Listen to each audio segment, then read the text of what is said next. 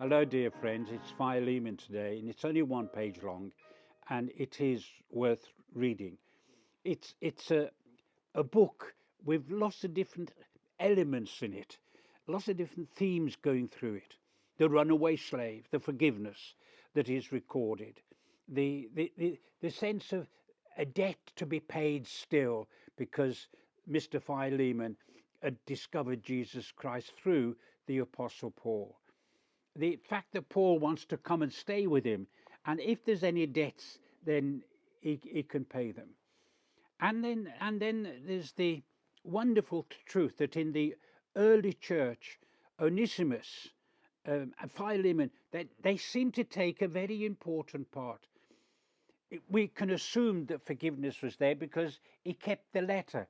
And if you say, I'm not going to do what Paul requires me to do, it would have got rid of the letter. But we've got the letter.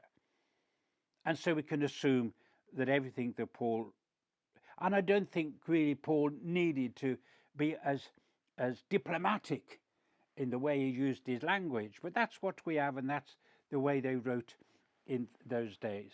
I think if he'd have said to him, please forgive, he would have forgiven. And anyway, the end result was a very good one.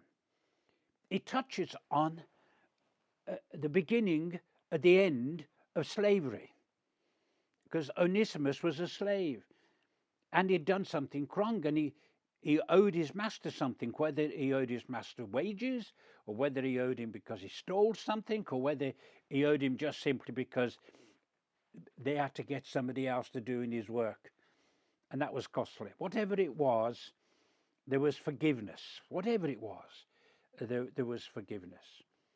And he was to treat the slave as a brother. One of the amazing things in the early church, because they met in house groups, that when you went to a early church, some of the elders may have been the slaves, and the masters may have been in the congregation. In other words, they were subjected to their slaves when it came to Bible truth. Have you ever thought of that? And of course, the type of slavery that was then in those days in the Roman Empire was different to what you and I are used to with the way we had slaves not too long ago. A dreadful, dreadful time in the history of the white man. Very wrong, very sinful.